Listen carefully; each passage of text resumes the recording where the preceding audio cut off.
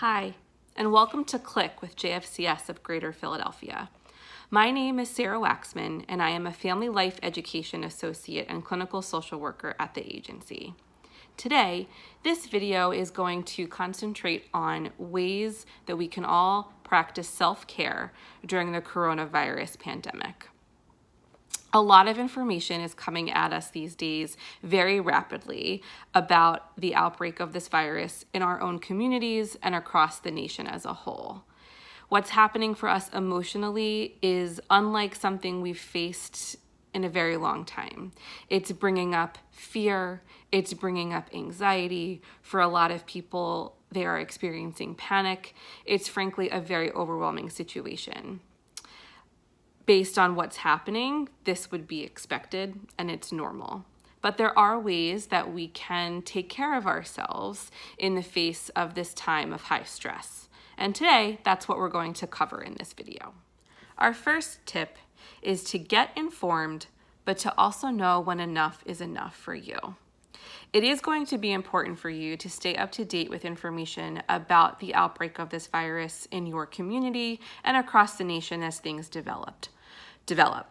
But it's also very true that the information about what's happening is changing day to day, hour to hour, sometimes moment to moment, and it can be very overwhelming.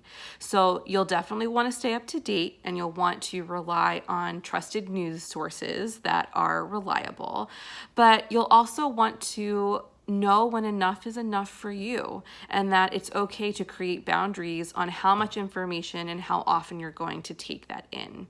There is something called headline fatigue, which is a very real thing in our day and age when we are inundated with an overabundance of information all of the time. And so for you, it's okay to say at this time, on these days, at these hours, or for whatever boundaries feel right for you, to say I'm going to take in this information, but then to also say that's enough for today and to read more tomorrow, to listen more tomorrow. It may also be beneficial for you to take something called a brain break, where if you just begin to feel really overwhelmed or stressed or fearful about the information that you are taking in about what's happening, to do something else that makes you happy. Watch a video of puppies, listen to a musician that makes you feel happy, or do an activity that makes you feel more positive, because that is also still a truth about our lives, that not everything is bad. There is still positive, there is still light, there are still things to be happy about. And so taking that brain break is also okay and important for your self-care. Our next tip for you is to reset your expectations. At a time when we are being called upon to engage in extreme social distancing, self-quarantine, and isolation in a way that is just counterintuitive to our needs as human beings. At our core, we are deeply social creatures. We are being presented with very hard challenges to our needs, and a big change pretty immediately, almost overnight for a lot of people, to our day-to-day lives. But if there is a way that you can wrap your mind around what this is going to mean for the foreseeable future and reset your expectations on what that's going to mean for your day-to-day life, it can bring down some of that heightened anxiety and stress that you may be feeling around it. We live in a very fast-paced world where we can experience a lot of pressure, a lot of expectation to move at a quick pace. And we are being presented now with an opportunity to slow down. And so you might think about what it might mean for you and your loved ones to embrace what it means to slow down at this time. And that brings us to our next tip, which would be to try to reframe as much as you can and look for the silver linings in this situation. This opportunity to embrace slowing down does not have to be a bad thing. It can be a really positive thing for all of us. There are a lot of positive things that are coming out of how the world and communities and people are responding to each other and to what this situation is presenting for all of us. which highlights a really wonderful thing about our fellow men and our fellow neighbors and our community.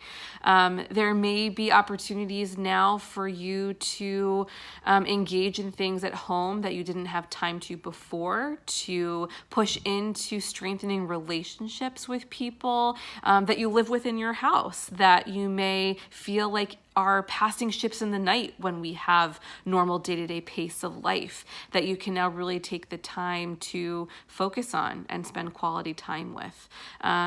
Yes, there are challenges to this whole situation, but there may be some silver linings that you can find as we move forward through this. So look for them when you can. Our next tip is to connect with loved ones. Yes, we are in a moment in time where we are being called upon to distance ourselves in a lot of ways from the people around us that we love and that we want to spend time with, for our safety and for their safety and for the community at large's safety.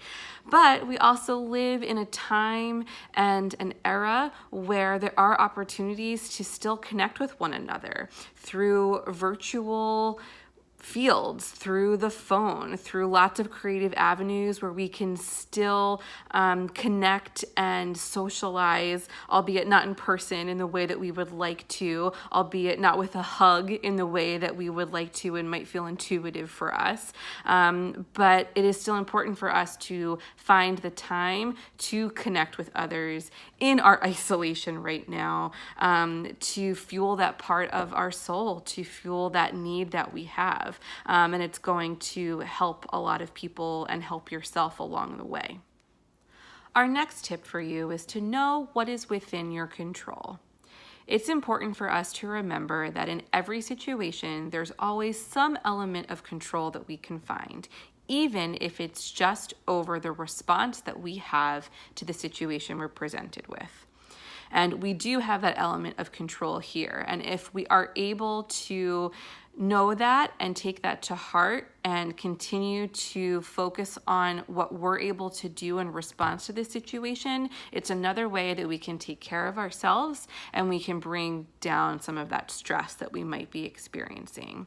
Now, this may mean you focus on hydrating yourself, of maintaining best practices to avoid the transmission of the virus, to try to feed yourself as healthy as you can in this situation, to focus on sleep, to readjust your finances if that's a concern for you at this moment in time, or to perhaps contact your employer to better understand what the expectations for you at this time are for work, and knowing where things can give to reduce some of that stress and take back elements of control. So again, know what's within your control and try to find a way to feel a little bit empowered.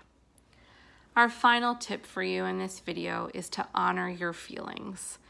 This situation is bound to bring up all different kinds of emotions from you that will change again day to day, hour to hour, and moment to moment. And whatever you feel, whenever you feel them, you need to know that it's okay, that it's normal, that you're not alone, and that it's okay to feel what you feel.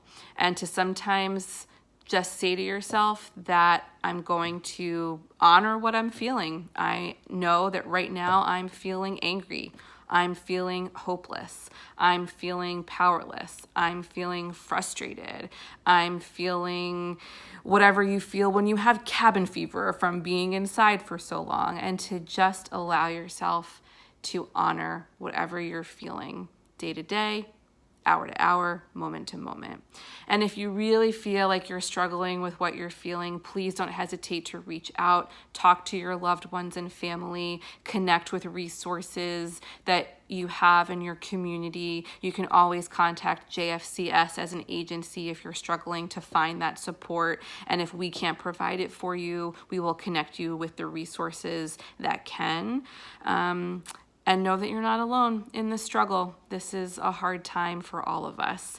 And we need to honor whatever it is that we are all feeling in this time. So thank you for tuning in today.